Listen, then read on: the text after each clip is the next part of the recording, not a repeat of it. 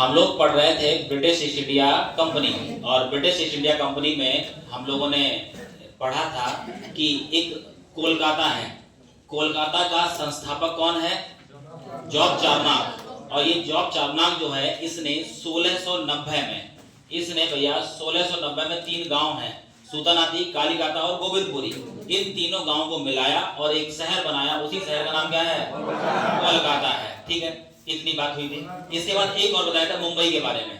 तो मुंबई का संस्थापक कौन है? गेराल्ड ऑगियार। अच्छा, मुंबई का संस्थापक गेराल्ड ऑगियार है। ठीक है ना, ये वही मुंबई है जो 1661 में किसकी शादी हुई है? चार्ल्स III किससे हुई है? पुर्तगाली राजकुमारी कैथरीन ऑफ ब्रागेंजा। और पुर्तगालियों ने इस विवाह के चलते मुंबई यानी बंबई को दहेज में दे दिया। और यही बंबई 1668 में 1668 में ये किसको दे दिया गया? चार्ल्स ने किसको दे दिया? ये ब्रिटिश ईस्ट इंडिया कंपनी को।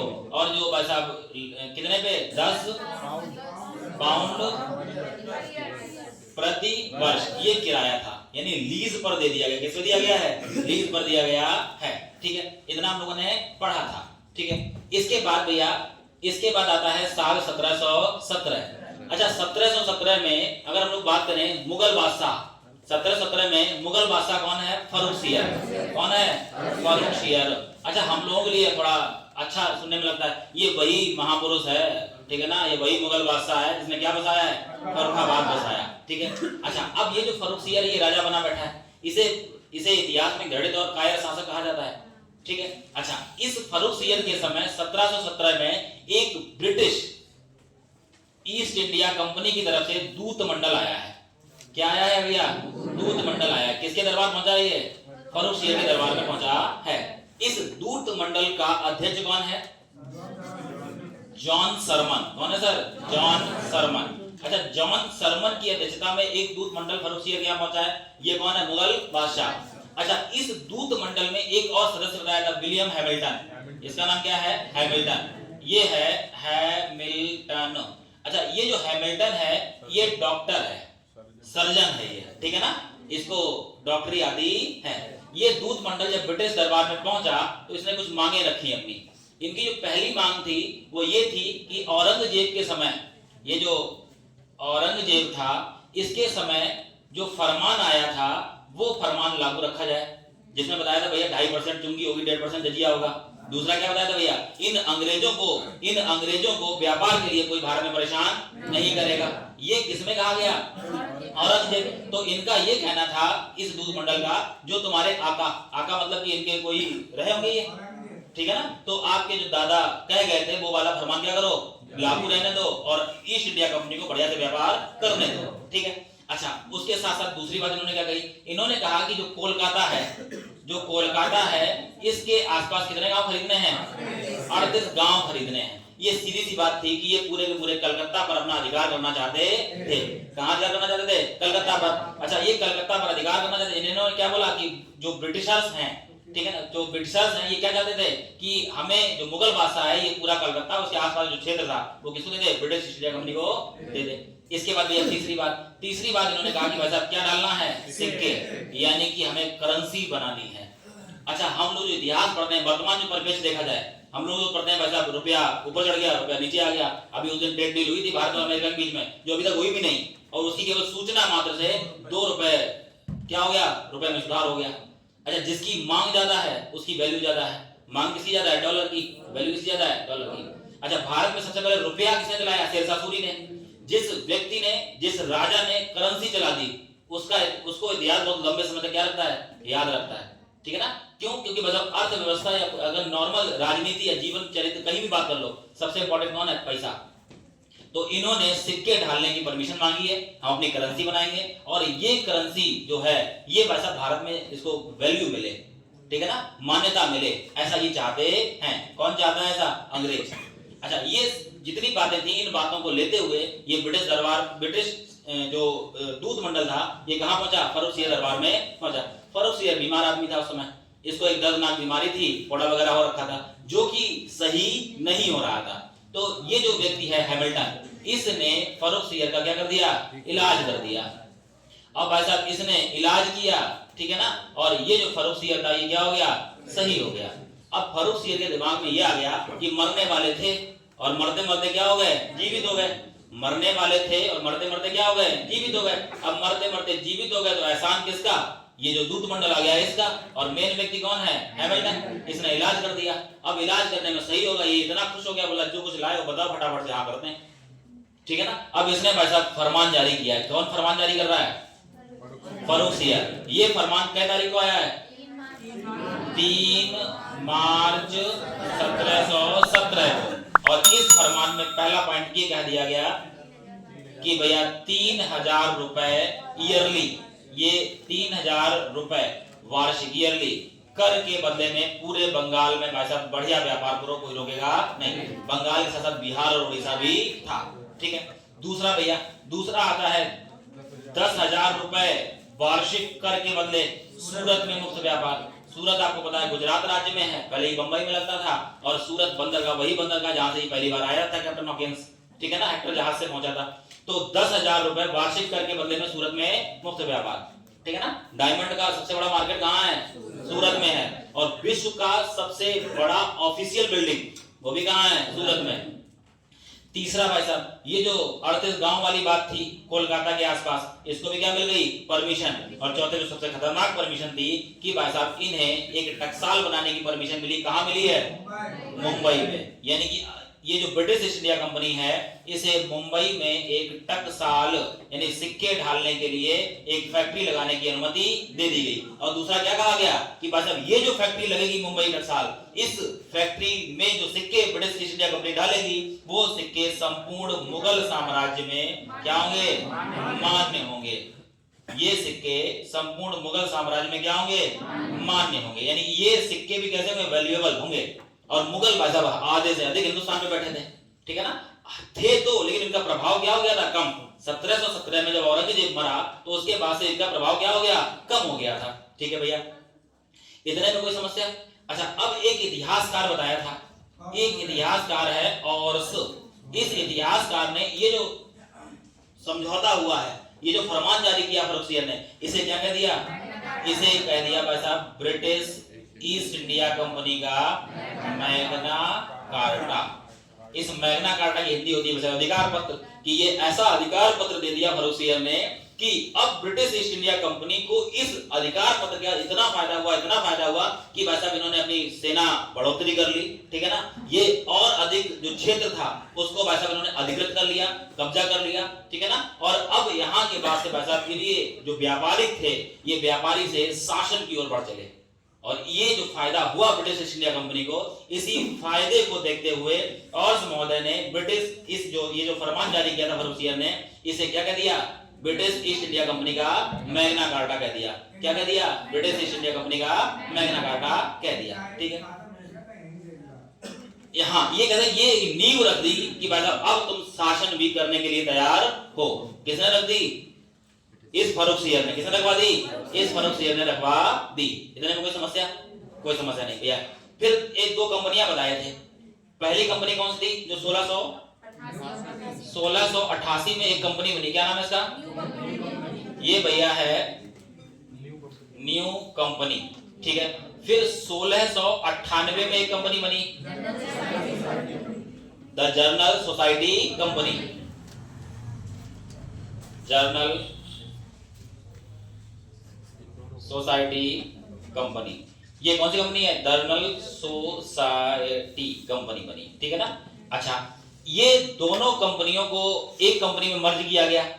वो कंपनी कौन थी, वो कंपनी थी भैया governor of merchant of London trading in the east Indies.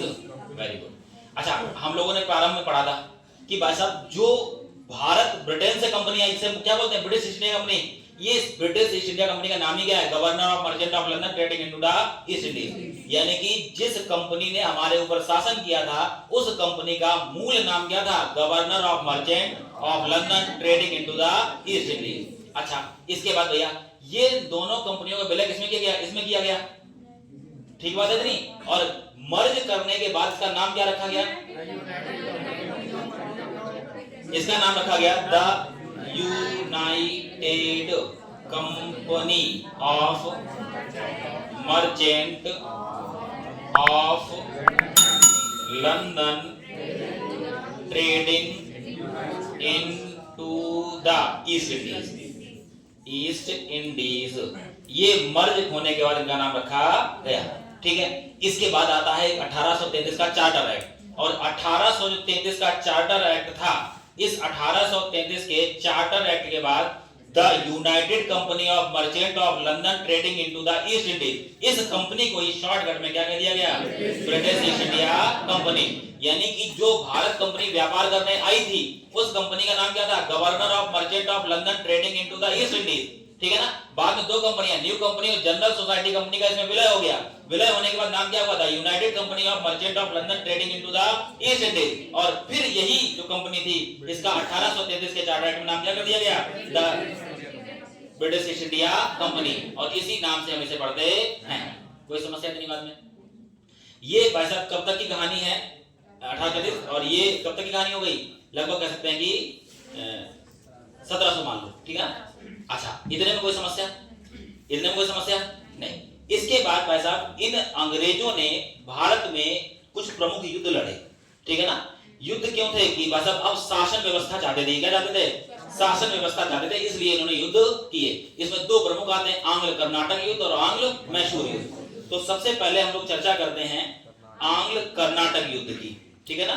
अच्छा, आंग्ल कर्नाटक युद्ध जो हुए हैं, ठीक है ना, आंग्ल कर्नाटक युद्ध जो हुए हैं ये भाई साहब मुख्य रूप से अगर बोला जाए किसके किसके बीच लड़े गए, तो ये अंग्रेजों और फ्रांसीसियों के मध्य लड़े गए। स्टार्टिंग में बताए थे भैया, भारत आने वाले अंग्रेजों के बाद कौन आते हैं? फ्रांसीसी। ठीक है ना। तो अंग्रेजों के बाद फ्रांसीसी आए थे और पहले कौन आए थे?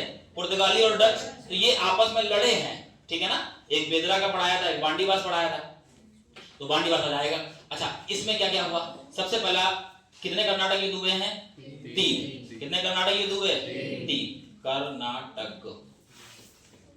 कर्नाटक युद्ध भैया कितने हुए हैं? 3 हुए हैं। ठीक है। कर्नाटक युद्ध 3 कब से कब तक हुए? 1746 को पहला हुआ था, 1746 को, और अंतिम खत्मात हुआ है 1763। तो ये कितने हुए? 3 हुए। फिर सुनना भाई, किसके बीच में? अंग्रेजों और फ्रांसीसियों के मध्य। ये युद्ध अंग्रेज और फ्रांसीसी इनके बीच हुए थे। ठीक है। तो पहला कर्नाटक युद्ध कब से कब तक चला भैया? 1746 से 1748। ठीक है ना।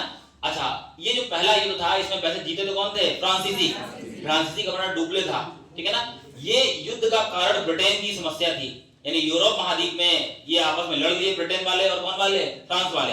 ये जब आपस में लड़ लिए तो वो युद्ध कहां तक चला आया? भारत तक। तो ये युद्ध समाप्त हुआ था एक्स ला शापेल संधि के बाद समाप्त हुआ। तो युद्ध कब समाप्त हो रहा है? 1748 में। तो संधि कब हुई होगी? 1748 में। फिर आता भैया दूसरा कर्नाटक युद्ध, ये 49 में चालू हुआ और कब खत्म हुआ है? 1754 में समाप्त हुआ। अच्छा, 1749 में चालू हुआ, 54 में समाप्त हुआ। ठीक है ना। तो ये किस संधि के बाद समाप्त हुआ? ये भाई साहब पांडिचेरी संधि के बाद समाप्त हुआ। संधि कब हुई है? 1754 1755 में। ठीक है ना। तीसरा कर्नाटक युद्ध, तीसरा कर्नाटक युद्ध चालू हुआ 1756 में, चला कब तक है? 1763। अच्छा, एक इंपॉर्टेंट बात बताया था भैया, इसे सप्तवर्षीय युद्ध कहा जाता है। सप्तवर्षीय युद्ध कहा जाता है। ठीक है ना। जो कितने साल चला? ये 7 वर्ष तक चला। ठीक है। इसके बाद भैया इस युद्ध में, ये जो तीसरा आंग्ल कर्नाटक युद्ध था, इस युद्ध का सबसे प्रमुख युद्ध जो था उसका नाम था भैया वांडीवास का युद्ध। ये जो वांडीवास का युद्ध हुआ था ये हुआ था 1760 में। और इसमें भाई साहब अंग्रेज जो थे ये भाई साहब बढ़िया तरीके से जीत गए, फ्रांसीसी क्या हो गए? हार गए। और इसके बाद से फ्रांसीसियों की शक्ति भारत से क्या हो गई? समाप्त हो गई। फ्रांसीसियों की शक्ति भारत से क्या हो गई?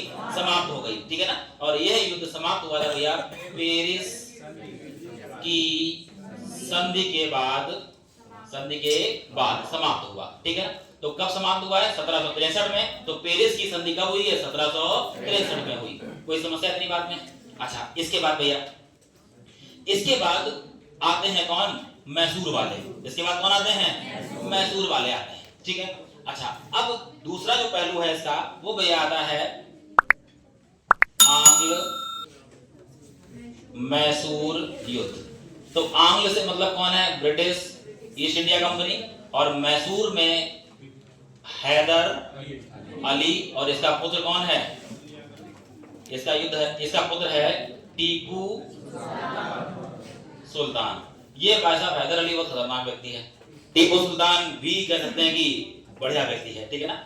अच्छा, ये कितने युद्ध हुए टोटल मिला के, तो ये कितने युद्ध हुए, 4 युद्ध हुए। कितने युद्ध हुए, 4। पहला युद्ध हुआ था 1767, 1767, अंतिम युद्ध 1799, ठीक है। कितने युद्ध हुए हैं, 4। चलो सुनना भैया ध्यान से। तो पहला जो आंग्ल मैसूर युद्ध हुआ है ये 1767 में चालू हुआ और 1769 तक चला, ठीक है ना, 69 तक चला। ये युद्ध 2 साल चला। अंग्रेज किससे लड़ रहे हैं, मैसूर से, और मैसूर की राजधानी था श्री रंगपट्टनम, ठीक है ना, और अंग्रेजों का हेडक्वार्टर उसमें था मद्रास। क्या था, मद्रास। अच्छा, ये जो युद्ध है इस समय हैदर अली ने युद्ध लड़ा, किससे लड़ा, अंग्रेजों से, और हैदर अली ने अंग्रेजों को वैसा दौड़ा दौड़ा के मारा है, और दौड़ा दौड़ा के नहीं मारा, श्री रंगपट्टनम से लेके यानी मैसूर से लेके और कर्नाटक तक मारा है इसको। कर्नाटक बताया तो कहां था, पूर्वी घाट पर, कल डायग्राम बना के बताए थे। और उस पूर्वी घाट में जो मद्रास है, यानी जैसे आज हम क्या बोलते हैं चेन्नई, वहां तक जाके मारा और उनके घर में बैठ के संधि की है। यानी कि हैदर अली ने अंग्रेजों के घर में बैठ के संधि की है, कि पहले आंग्ल मैसूर युद्ध की। और इस संधि का ही नाम क्या है, मद्रास की संधि। क्या नाम है इसका, मद्रास की संधि। जैसे कि इस मद्रास की संधि के बाद युद्ध समाप्त तो हुआ, ठीक है ना, और इस मद्रास की संधि में युद्ध में जितना खर्चा हुआ था हैदर अली का, वो सब किससे वसूल लिया इसने, अंग्रेजों से वसूल लिया था इसने। ये वो नाम था हैदर अली, ठीक है ना। अच्छा, दूसरी बात करते हैं भाई साहब, एक तो पहला युद्ध हो गया, अब बात करते हैं दूसरा आंग्ल मैसूर युद्ध। ये भाई साहब हुआ था 1780 से 1784, ठीक है ना। अब इस दूसरे युद्ध के समय 1782 में हैदर अली की मृत्यु हो गई। अब नेतृत्व कौन कर रहा है, इसका बालक टीपू सुल्तान। अच्छा, अंग्रेज हैदर अली मर गया, बात समझना, ये मेन नेतृत्व करता था युद्ध का। इसके मरने के बाद भी अंग्रेजों को ये बात पता ही नहीं चली कि हैदर अली मर गया, और इसके पुत्र ने उसी भांति युद्ध का नेतृत्व किया। इस युद्ध में हुआ क्या भैया, कुछ हिस्सा अंग्रेजों का किसने कब्जा कर लिया, टीपू सुल्तान ने, और कुछ हिस्सा टीपू सुल्तान किसने कब्जा कर लिया, अंग्रेजों ने। और बाद में भैया क्या हुई, संधि। बाद में क्या हुई, संधि। तो यह युद्ध समाप्त हुआ था मंगलौर की संधि के बाद समाप्त हुआ। प्रश्न मुझे किसके बीच हुई थी, तो अंग्रेजों के बीच हुई, और दूसरा कौन है, टीपू सुल्तान के बीच हुई थी। कोई समस्या। अब बात करते हैं भैया तीसरे वाले की। तीसरा वाला चालू हुआ 1790 में और चला है 1792 तक। इसमें भी कौन लड़ रहा है, टीपू सुल्तान, और दूसरा कौन है, अंग्रेज। दूसरा कौन है, अंग्रेज। और ये युद्ध समाप्त हुआ था श्री रंगपट्टनम की संधि के बाद। रंगपट्टनम की संधि के बाद समाप्त हुआ था। इसमें भाई साहब इन अंग्रेजों ने टीपू सुल्तान को चारों ओर से घेर लिया, मराठे सहायता करने नहीं आए, ठीक है ना, निजामों ने सहायता की नहीं। जब ये आपस चारों तरफ से फंस गए तो इसको मजबूरी में क्या करनी पड़ गई, संधि करनी पड़ गई, ठीक है ना। ये वही है जब कार्नवालिस आया भारत में, कार्नवालिस का टाइम पीरियड है ये, ठीक है ना। ये वारेन हेस्टिंग्स का टाइम पीरियड है। बंगाल का पहला गवर्नर जनरल 1772 में बंगाल का गवर्नर बना था, 1773 में बंगाल का गवर्नर जनरल बना, ठीक है ना, और 1785 तक बंगाल का गवर्नर जनरल रहा। तो उसी के समय कौन सी संधि हो रही है, मंगलौर की संधि। किसके बीच हुई, अंग्रेजों और टीपू सुल्तान के बीच हुई। 1790 से 92 तक क्या चला भैया, तीसरा आंग्ल मैसूर युद्ध। ये कार्नवालिस के समय हुआ है, और ये संधि कौन कर रहा है, कार्नवालिस किससे कर रहा है, टीपू सुल्तान से। इस संधि का नाम क्या है, श्री रंगपट्टनम की संधि। और श्री रंगपट्टनम क्या है, ये टीपू सुल्तान की क्या है, राजधानी है। ये मैसूर राज्य की क्या है, राजधानी है। अब बात करते हैं भैया चौथा आंग्ल मैसूर युद्ध 1799। और टीपू सुल्तान इस युद्ध में क्या हो गया, शहीद हो गया, शहीद हुआ। जो अंग्रेज लड़ने गए थे भाई साहब, उनको भाई साहब इसकी डेड बॉडी के पास जाने से डर लग रहा था कि भाई साहब अगर कहीं मार ना दे। इतना खौफ था इस व्यक्ति का, और मुश्किल से हाइट भी नहीं थी इसकी, 4 फुट का था ये आदमी। माँ इतना बूटा नहीं था भाई साहब, और अंग्रेज इससे कांपते थे ये टीपू सुल्तान से कि भाई साहब ये कब क्या करते, कैसा डिसीजन लेते, कोई जानता नहीं था। और ये पश्चिमी घाट, वेस्टर्न घाट और ईस्टर्न घाट के पर्वत थे, ठीक है ना। तो भाई साहब पर्वतों पर लड़ने में तो इसको पारंगत थी, ठीक है, इतने में कोई समस्या। तो ये 4 क्या थे, आंग्ल मैसूर युद्ध थे। और इन आंग्ल मैसूर यानी 1799 में, ये समय कौन है भैया, वेलेज़ली। इस समय कौन है, वेलेज़ली। वेलेज़ली लेके आया था सहायक संधि, बात समझे ना। सहायक संधि के तहत, सहायक संधि को स्वीकार करने वाला पहला राज्य था हैदराबाद, ठीक है ना। और 1799 में मैसूर और तंजौर को सहायक संधि के तहत ब्रिटिश प्रांत में मिला लिया गया था, ठीक है ना। कोई समस्या इतनी बात में। इसके बाद भैया अब थोड़ा सा और चर्चा करते हैं। ये जो अंग्रेज थे, अब ये युद्ध लड़ रहे हैं, तो सीधा सा बात इन्हें क्या करना है, भारत पर शासन में जाना है। क्या जाना है, शासन में जाना है, ठीक है। अच्छा, जो दूसरा कर्नाटक युद्ध बताया था, इसमें रॉबर्ट क्लाइव आ चुका है। कौन आ चुका है, रॉबर्ट क्लाइव। अब ये रॉबर्ट क्लाइव वही है जो बंगाल का पहला गवर्नर है, ठीक है ना। ये गवर्नर बना कैसे, थोड़ा समझिएगा ध्यान से। सबसे पहले अगर हम लोग बात करें कि साल है 1756, याद रखना भैया, अभी कर्नाटक युद्ध था इसी में। अच्छा, 1756 में इस समय बंगाल का नवाब कौन है, तो बंगाल का इस समय नवाब है, कोई बताएगा, सिराजुद्दौला। कौन है, सिराजुद्दौला। बात समझना ध्यान से। ये जो सिराजुद्दौला है, ये 1756 में कहां का नवाब है सर, बंगाल का नवाब है, ठीक है। अब बंगाल का नवाब है ये, तो इस समय अंग्रेजों ने अपने पैर फैलाना शुरू किए हैं बंगाल में, ठीक है। अंग्रेजों ने अपने पैर फैलाना शुरू किए हैं, इसका सीधा सा मतलब है कि अंग्रेज बंगाल पर अधिकार करना चाहते हैं। ये पहले तो अपने ही घर में जो कलह थी कि मतलब कौन नवाब बनेगा, कौन नवाब बनेगा, इसमें ही लड़ रहा था, ठीक है ना। इसकी मौसी थी, किसकी मौसी, इसकी मौसी का नाम था घसीटी बेगम, नाम है, क्या कर सकते हैं, ठीक है ना। तो इसका जो मौसेरा भाई था, उसका और सिराजुद्दौला का आपस में बनती नहीं थी। इसने अपने मौसेरे भाई को जब मार दिया, तब ये प्रॉपर तरीके से बंगाल का नवाब बन पाया। और बंगाल का नवाब बनने जब बन गया ये, तब तक इसने कई बार चेतावनी भेजी है। किसको भेजी, अंग्रेजों को, कि भाई साहब जिस तरह से तुम अधिकार कर रहे हो, बंगाल पर अपना कैसे निर्माण कार्य बढ़ा रहे हो, उस तरीके से मत करो। चेतावनी दी, लेकिन माने नहीं। जब नहीं माने तो भाई साहब 1756 में इसने कासिम बाजार पर बल्ले आक्रमण किया, ठीक है ना। ये वही कासिम बाजार है जहां पर डचों ने फैक्ट्री लगाई थी रेशम बनाने की, 3000 कारीगर थे इसमें। ये वही कासिम बाजार है, कहां है, बंगाल में, कलकत्ता में। इस कासिम बाजार पर इसने क्या कर दिया, आक्रमण किया, कासिम बाजार। अब कासिम बाजार पर आक्रमण किया, अंग्रेज छोड़ छोड़ के भागे। जब अंग्रेज भागे तो उस समय एक द्वीप है, पेपर में आता है ये, फुल्टा द्वीप, यानी कि जब सिराजुद्दौला ने अंग्रेजों को भगाया तो उन्होंने कहां शरण ली है, फुल्टा द्वीप पर शरण ली। इसके बाद ये फोर्ट विलियम पहुंचे, फोर्ट विलियम। ये फोर्ट विलियम कौन पहुंचा है, सिराजुद्दौला। और फोर्ट विलियम जब पहुंचा था, अच्छा फोर्ट विलियम भी अंग्रेज किलेबंदी कर रहे थे। ये अंग्रेज फोर्ट विलियम की किलेबंदी कर रहे थे, जो कि सिराजुद्दौला चाहता नहीं था। अब किलेबंदी कर रहे थे और सिराजुद्दौला मना कर रहा था, ये नहीं मान रहे थे। जब नहीं मान रहे थे तो भाई साहब इसने फोर्ट विलियम पर आक्रमण किया, और यहां से भी अंग्रेज भाग के कहां पहुंचे, फुल्टा द्वीप पहुंचे, और कुछ अंग्रेजों को पकड़ लिया गया।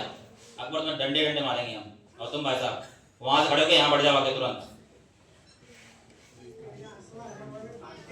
यहां आ जाओ। अच्छा, अब इतनी बात समझना भैया, ये यहां पर इसने कितने, लगभग 146 अंग्रेजों को पकड़ लिया। कितने अंग्रेज पकड़े गए, 146 अंग्रेज पकड़े गए। किसने पकड़ लिया है, सिराजुद्दौला। और इसने इन अंग्रेजों को एक कमरे में क्या कर दिया, बंद कर दिया। इस कमरे में बंद किया। उस कमरे की लंबाई थी भैया 10 फुट, 18 फुट, सॉरी, लंबाई 18 फुट, 14 फुट क्या है इसकी चौड़ाई, और ऊंचाई है 10 फुट। ये इतना कमरा है, और इस कमरे में कितने बंद कर दिए, 146 बंद कर दिए, ठूस ठूस के भरे गए, ठीक है। अब भरे गए, कुछ किताबें ये लिखी थी, महिलाएं बच्चे सब शामिल थे। जो पकड़ में आए, जो भाग गए तो भाग गए, जो पकड़ में आए सबको बंद किया गया। और बंद करने की तारीख थी 20 जून 1756। कमरा खोला गया 23 जून 1756। आपको पता है भाई साहब, ये कलकत्ता यानी बंगाल कर्क रेखा पर स्थित है, और जून में भाई साहब कर्क रेखा पर बढ़िया गर्मी पड़ती है। और जब कमरा खोला गया 23 जून को, तो केवल कितने अंग्रेज, 23 अंग्रेज जीवित बचे।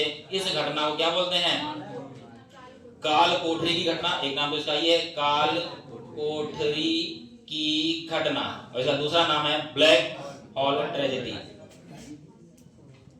Black hole tragedy.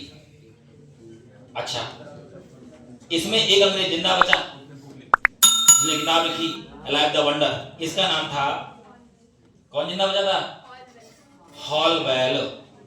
जो व्यक्ति जिंदा बचा उसका नाम था हॉलवेल, और इसने किताब लिखी अलाइव द वंडर।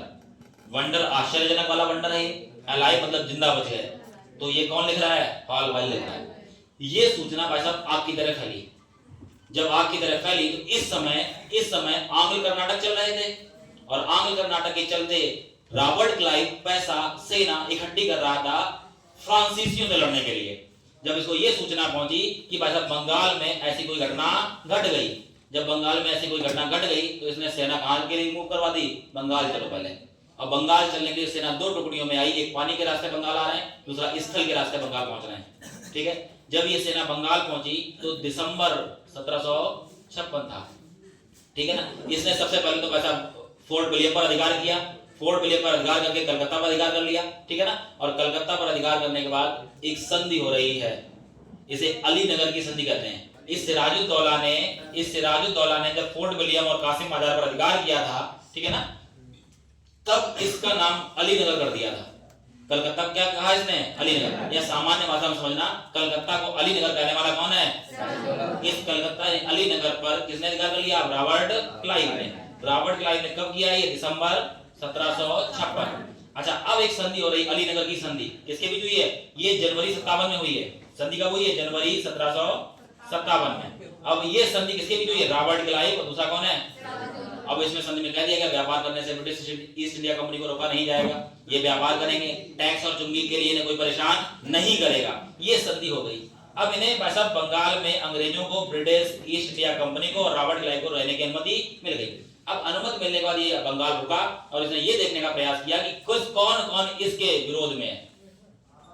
आज घर के 5 आदमी एक पक्ष में नहीं होते, ये देखा राजा के विरोध में कौन कौन है। इसे सबसे पहले मिल गया इसका सेनापति, नाम क्या है? मीर जाफर। फिर राय दुर्लभ, अमी चंद्र, ये कई 5-6 लोग ऐसे थे जो बिजनेसमैन भी थे। कुछ इसमें से सैन्य अधिकारी थे, जैसे कि सेनापति किसे जाके मिल गया? अंग्रेजों से। जब ये अंग्रेजों से जाके मिल गया तो बात होती है कि अब सिराजुद्दौला के बाद अगला नवाब बनाया जाएगा किसे? मीर जाफर को। और इसके चलते ही युद्ध होता है। उस युद्ध का नाम है भैया क्या? प्लासी का युद्ध। क्या नाम है इसका? प्लासी का युद्ध। और प्लासी का युद्ध क्या तारीख को हुआ है? 23 जून 1757। ये कौन सी तारीख है साहब? 23 जून 1756। ये कौन सी तारीख है? यानी काल कोठरी की घटना के ठीक 1 वर्ष बाद युद्ध हो गया। कौन सा? प्लासी का युद्ध। प्लासी के जिस मैदान में युद्ध हुआ था वहां पलास के फूल खिलते थे, उसी के नाम से इसका नाम क्या है? प्लासी का युद्ध। पलास इसलिए याद रखना कि उत्तर प्रदेश का राज्य पुष्प है। ठीक है ना। पलास को टेसू भी कहते हैं। अच्छा, अब प्लासी के युद्ध में एक पार्टी में कौन है? सिराजुद्दौला। दूसरी पार्टी में कौन है? Robert Clive. एक पार्टी में कौन है? बंगाल का नवाब। दूसरी पार्टी में कौन है? British east India company. तो यह युद्ध बंगाल के नवाब और ब्रिटिश ईस्ट इंडिया कंपनी के बीच लड़ा गया। यह इस युद्ध में बंगाल के नवाब की तरफ से कौन नेतृत्व कर रहा है? सिराजुद्दौला। इसका सेनापति कौन है? मीर जाफर। और दूसरी पार्टी में कौन है? British east India company. इसका सेनापति कौन है? Robert Clive. और लेकिन आधी से अधिक सेना सेनापति के साथ थी मीर जाफर। इसने युद्ध लड़ा ही नहीं। लेकिन ये कायगा युद्ध हो गया, धोखे का युद्ध था। पहली बात तो ये हो गई। इसमें सिराजुद्दौला की आधे से अधिक सेना ने युद्ध ही नहीं किया। दूसरी बात हो गई। तीसरी बात यह आती है कि इस युद्ध में मीर जाफर के पुत्र मीरन ने सिराजुद्दौला को पीछे से मार दिया और सिराजुद्दौला मर गया। युद्ध समाप्त हुआ। अब पूरा का पूरा बंगाल किसके पास था? अंग्रेजों के पास था। और अंग्रेजों ने जैसा कि पहले तय था, नवाब किसे बनाया? मीर जाफर को। मीर जाफर भाई साहब सेनापति आदमी था, सॉलिड माइंड था। जैसे हम लोगों के आदमी कोई फौज में होता है तो क्या कहते हैं भाई साहब? इसका दिमाग कम चलता है, हाथ पर ज्यादा चलते हैं। और आवश्यकता भी उसी की है भाई साहब। ठीक है ना। तो एक मतलब बात बताने का प्रयास कर रहे हैं। ठीक है ना। तो यहाँ भी भाई साहब यही हुआ। इसको प्रशासनिक कार्य सही से आते नहीं थे।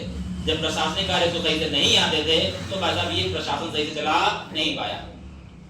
टैक्स वसूलने का किसको मिला? अंग्रेजों को। अंग्रेजों ने सबसे पहले पश्चिम बंगाल के 24 परगना डिस्ट्रिक्ट पर कर वसूला है। अनुमति देने वाला कौन था? मीर जाफर। ठीक है। कर वसूला गया, सारे कार्य किए गए। इसके बाद धीरे धीरे करके इसको ये समझ में आया कि जो अंग्रेज कर रहे हैं वो ठीक नहीं है। इसको पैसा थोड़ा मिलता था, जो टैक्स वसूला जाता था पैसा 3 भागों में बढ़ता था। पहला पैसा ऐसे प्रशासनिक कार्यों के लिए मिलता था नवाब को, दूसरा पैसा ईस्ट इंडिया कंपनी ब्रिटेन भेज देती थी, तीसरा पैसा ब्रिटिश ईस्ट इंडिया कंपनी अपने पास रख लेती थी। इसको जितना पैसा मिलता था मीर जाफर को, प्रशासनिक कार्य के लिए, वो पैसा बहुत कम था खर्चे के हिसाब से, तो ये अग्रिम मैनेज नहीं कर पाया। इसको समझ में आया भाई साहब 1759 में कुछ ना गड़बड़ हुआ है। अब गड़बड़ हुआ है 1759 में समझ में आया, तो भाई साहब इस समय हुआ है वेदरा का युद्ध। क्या हुआ है? वेदरा का युद्ध हुआ, अंग्रेजों और डचों के बीच था ये। इसे चिंसुरा का युद्ध कहते हैं, इसी को हुगली का युद्ध भी कहते हैं। इसमें डच पराजित हो गए, यानी जो मीर जाफर था इसने डचों का साथ दे दिया, लेकिन डच तो जाके लड़े अंग्रेजों से, लेकिन पराजित हो गए। पराजित हो गए तो डचों की शक्ति भारत से क्या हो गई? दूसरा अभी पढ़ा है 1760, ये कौन सा युद्ध? बांडीवास का युद्ध। तीसरे आंग्ल कर्नाटक युद्ध का सबसे प्रमुख युद्ध कौन है? बांडीवास का। और इस युद्ध में क्या हुआ है? इस युद्ध में भाई साहब फ्रांसीसी पराजित हो गए, अंग्रेज जीत गए, और भाई साहब इनकी भी क्या हो गई? फ्रांसीसियों की यहाँ से छुट्टी। ठीक है ना? ये वही है जो पेरिस की संधि के बाद क्या हुआ है? समाप्त हुआ। इसके बाद भैया, इसके बाद आता है 1760 में इस मीर जाफर का दामाद है मीर कासिम। कौन है ये? मीर कासिम। ये जो मीर कासिम है ये अंग्रेजों से जाके मिल लेता है कि मीर जाफर सही से काम नहीं कर पा रहा है, हमें अगर आप नवाब बना दोगे तो हम बढ़िया काम कर देंगे। अब हम बढ़िया काम कर देंगे, इस चक्कर में अंग्रेजों ने 1760 में बंगाल का नवाब किसे बनाया? किसे बनाया गया? मीर कासिम को बनाया गया। अब मीर कासिम को नवाब बनाया गया तो भाई साहब समस्याएं खड़ी हुई। इसने सबसे पहले तो राजधानी बदल दी। राजधानी इसने कहां से कहां बनाई? मुर्शिदाबाद से मुंगेर बना दी। ठीक बात है? मुंगेर कहां है? आज की डेट में बिहार में। तो इसने राजधानी परिवर्तन क्यों कर दिया? मुर्शिदाबाद, और कहां बनाई? मुंगेर। अच्छा, ये करने का कारण था अंग्रेजों के दबाव को कम किया जा सके। ये खुद कहां रहता था? पटना किले में। पटना किले में कौन रहता है भाई साहब? मीर कासिम। कहां रहता है? पटना किले। अच्छा, पहले बिहार नहीं था, पहले ये पूरा क्या था? बंगाल था। तो ये बंगाल के पटना किले में रहता था, ऐसा कह सकते हो। ठीक है ना? अच्छा, अब ये पटना किले में रहता है, क्यों रहता है? कि भाई साहब अंग्रेजों का दबाव कम से कम रहे। बंगाल वाले क्षेत्र में अंग्रेजों का प्रभुत्व कैसा था? ज्यादा था, इसलिए इसने ऐसा किया। अच्छा, अब इसने भाई साहब सारी प्लानिंग कर डाली जो अंग्रेजों को भगाने के लिए हो सकती थी। कौन कर रहा है? मीर कासिम। मीर कासिम ने तैयारियां की। साल आया 1763। 1763 में भाई साहब ये तैयारियां थी, इनकी सूचना कहां पहुंच गई? कलकत्ता। यानी अंग्रेजों को सूचना मिल गई। अंग्रेजों को सूचना मिली तो भाई साहब अंग्रेजों ने कहा कि जाओ तलाशी लो, क्या क्या चल रहा है, कैसे क्या हो रहा है, देखो जाके। ये भाई साहब कुछ एक सैन्य टुकड़ी पटना भेजी गई। इन्होंने जाके भाई साहब फरमान दिया कि अंग्रेज भाई साहब उनका लेके आए लेटर, देख लो, तलाशी लेनी है। इस मीर कासिम ने तलाशी लेने से इनकार कर दिया, और जितने अंग्रेज अधिकारी और सैनिक आए थे सबको मार दिया। साल है कौन सा? इसने सबको मार दिया तो इसको पता तो क्या ही होगा। अब एक बड़ा सैन्य दल भेजा गया है। ठीक है ना? अब एक बड़ा जब सैन्य दल भेजा गया 1763 में, अब भाई साहब इनको ये मार नहीं सकता कि सब संख्या कैसी है? ज्यादा है। इसके कुछ क्षेत्रों पर उसने अधिकार कर लिया। अधिकार करने का जब तक ये पटना पहुंचे अंग्रेज अधिकारी, तब तक ये मीर कासिम जो था ये भाग गया। कौन भाग गया? मीर कासिम। ठीक है ना? अब मीर कासिम भाग के पहुंचा अवध। कहां पहुंचा है? अवध। अवध का नवाब उसमें था सुजाउद्दौला। अवध का नवाब उसमें कौन था? सुजाउद्दौला के पास पहुंचा। बोला ऐसी ऐसी बात है, बंगाल पूरा चला गया है, अगर अभी भी नहीं मानोगे तो तुम्हारा वाला भी चला जाएगा। अगला नंबर तुम्हारा, इतनी बॉर्डर पे बैठे बंगाल के। ठीक है? अच्छा, अब इसके समझ में आया, बात तो तुम ठीक ही कह रहे हो, अंग्रेज जिस हिसाब से बढ़ रहे हैं उस हिसाब से हमारा राज्य भी खतरे में ही है। तो ये कहता ठीक है, हम तुम्हारा साथ देंगे, युद्ध किया जाएगा, बढ़िया, कोई समस्या नहीं है। आप मुगल बादशाह से और मिल लो। तो इस समय भाई साहब मुगल बादशाह जो है, इसका नाम है शाह आलम द्वितीय। इसकी अपनी कहानी है दुख भरी। ये भाई साहब राजा तो बना, मुगल बादशाह तो बना, और मुगल बादशाह ये कब बन गया था? 1759 में। लेकिन भाई साहब दिल्ली नहीं पहुंचा, इसे दिल्ली किसी ने जाने ही नहीं दिया। दिल्ली पहुंचा 1771 72 में दिल्ली पहुंचा। ये जब से मराठाओं ने इसे दिल्ली बैठाया है, ये अपने आप दिल्ली भी नहीं पहुंचा है। इसे चचेरा भाई दिल्ली बैठा रहा, कब्जा किए रहा। अच्छा, इस साल इसको भी अपना राज्य चाहिए था। ये भाई साहब पटना और इलाहाबाद वाले क्षेत्र में बैठा रहता था। ये कौन? शाह आलम द्वितीय। इन दोनों की आपस में बात हुई। तीसरे कौन थे? मीर कासिम। इन तीनों में बातचीत हुई। बोला ठीक है, अंग्रेजों के खिलाफ युद्ध किया जाएगा। और ये युद्ध था बक्सर का युद्ध। कौन सा युद्ध है ये? कब हुआ है? 1764। अब ध्यान सुनना भैया, ये 63 था। 1763 में जो बंगाल का नवाब है वो कौन है? मीर कासिम। ये भाग गया। इसके भाग जाने के बाद फिर से नवाब बनाया गया मीर जाफर को। ये बात समझ में आई। रॉबर्ट सिराजुद्दौला था, इसके बाद बना मीर जाफर, इसके बाद बना मीर कासिम, फिर से कौन बन गया? मीर जाफर। ठीक है, अच्छा इसके बाद भैया अब बक्सर का युद्ध हुआ। एक तरफ थी संयुक्त सेना, क्या थी? और दूसरी तरफ थी ब्रिटिश ईस्ट इंडिया कंपनी। संयुक्त सेना में भैया 3 लोग थे। पहला कौन है? मीर कासिम। दूसरा कौन है? अवध का नवाब सुजाउद्दौला। और तीसरा कौन है भैया? मुगल बादशाह शाह आलम दुदीन। और दूसरी तरफ ब्रिटिश ईस्ट इंडिया कंपनी का नेतृत्व कर रहे थे हेक्टर मुनरो। और इनके नेतृत्व में भाई साहब युद्ध हुआ। और कौन जीत गया? ब्रिटिश ईस्ट इंडिया कंपनी हार गई। अच्छा ये भाई साहब पहले से इनके पास कुछ नहीं था, तो ये तो दिल्ली भाग गए, दिल्ली के जंगलों में ये मर गए। क्या हुआ इनका कोई जानता नहीं है। ये 2 पकड़े गए। कौन कौन भाई साहब? ये अपना इनका पूरा क्षेत्र था, अवध का नवाब सुजाउद्दौला। दूसरे कौन पकड़े गए? शाह आलम दुदीन। साल कौन सा? 1764। अब 1764 में वापस से इन अंग्रेजों ने रॉबर्ट क्लाइव को चिट्ठी भेजी गई 64 में कि भाई साहब वापस भारत आना है। किसे? Robert Clive. भारत में ब्रिटिश साम्राज्य का संस्थापक कौन है? Robert Clive. तो रॉबर्ट क्लाइव को 1764 में वापस बुलाया गया। अब साल है 1765 और तारीख है इलाहाबाद की पहली संधि कब हुई? 12 अगस्त 1765। इलाहाबाद की 2 संधियां होती हैं, 12 अगस्त और 16 अगस्त को। पहली संधि किसके साथ हुई? पहली संधि किसके साथ हुई? शाह आलम द्वितीय के साथ। और दूसरी किसके साथ हुई है? सुजाउद्दौला के साथ हुई। ये 2 संधियां ऐसी संधियां बताई जाती हैं जिनके बाद भारत प्रत्यक्ष रूप से अंग्रेजों के अधीन हो गया। ये वही दोनों संधियां हैं। करने वाला व्यक्ति कौन है? Robert Clive. रॉबर्ट क्लाइव ने पहले शाह आलम द्वितीय के साथ संधि की है, दोबारा में किससे की है? सुजाउद्दौला के साथ संधि की। इसमें सीधा कह दिया गया बंगाल, बिहार, उड़ीसा किसको दिया जाता है? अंग्रेजों को। ये अंग्रेजी इसमें सब कुछ देखेंगे। इसके बाद भैया सुजाउद्दौला जो है, इससे सारा पैसा वसूला गया, इतना युद्ध में खर्च हुआ था। इसके बाद भैया ये सुजाउद्दौला है, ये अपने दरबार में, अपने राज्य में ब्रिटिश सेना रखेगा। इसके दरबार में एक ब्रिटिश रेजिडेंट बैठेगा। ठीक है ना। इसके बाद भैया ये जो सुजाउद्दौला है, इससे इलाहाबाद का किला लेकर किसे दे दिया गया? शाह आलम द्वितीय को। ठीक है ना। और शाह आलम द्वितीय इसके बाद कहाँ रहेगा? इलाहाबाद के किले में। ठीक है। और इसके बाद ये जो संधियां थी, इसके बाद माना जाता है कि भारत प्रत्यक्ष रूप से किसके अधीन हो गया? अंग्रेजों के अधीन हो गया। इसके बाद भैया साल आता है 1770। इधर पड़ा है एक अकाल। क्या पड़ा है? अकाल पड़ा है। ये 1770 का अकाल इतना खतरनाक अकाल था कि इसमें बंगाल की उस समय की 1/3 आबादी क्या हो गई? मर गई। क्या हो गई? मर गई। जब 1/3 आबादी मर गई, लगभग 1 करोड़ लोग मरे हैं, 1 CR लोग मरे हैं। ये इतना खतरनाक अकाल था। अच्छा पहले सिंचाई के कोई विशेष साधन नहीं थे। पहले क्या होता था भैया? पहले सीधा सा ये होता था कि अगर वर्षा नहीं हुई तो सीधा क्या माना जाता था? अकाल। और अकाल अनाज नहीं, अनाज समस्याएं। तो ये जो अकाल था, इस अकाल में बंगाल के लगभग 1 करोड़ लोग मर गए। हालतें ये थी कि अंग्रेज सरकार को टैक्स कम करना चाहिए था, लेकिन इन्होंने किसी प्रकार का कोई टैक्स कम नहीं किया। जब इन्होंने टैक्स कम नहीं किया तो जो भारतीय जो किसान थे, उन्होंने अपने घर में बचा के रखा था, वो भी ये छीन के ले गए। टैक्स इन्होंने बढ़ा और दिया। किसने? अंग्रेजों ने। टैक्स बढ़ाया गया, उस चक्कर में और मर गए। ये वो दौर था, सोचो जब एक शहर में 1 करोड़ लोग मरे होंगे, करोड़ों पर लाशें पड़ी थी, कोई पूछने वाला नहीं था। घर परिवार में अगर कोई मर जाता था तो इतना खाने को नहीं था कि वैसा अनाज हो।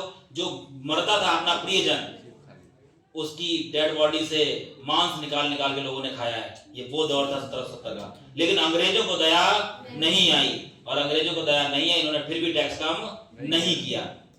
और उसके बाद आपको मिलता है पहला ऐसा आंदोलन जो भारतीयों द्वारा अंग्रेजों के खिलाफ किया गया। इसी का नाम था सन्यासी विद्रोह। सबसे पहले कौन चिल्लाए? यही सन्यासी साधु चिल्लाए। इसमें गिर संप्रदाय के सन्यासी थे और शंकराचार्य के अनुयायी थे। ये इन्होंने लोगों को प्रेरित किया। प्रेरित करने के बाद लोगों ने इनका साथ दिया।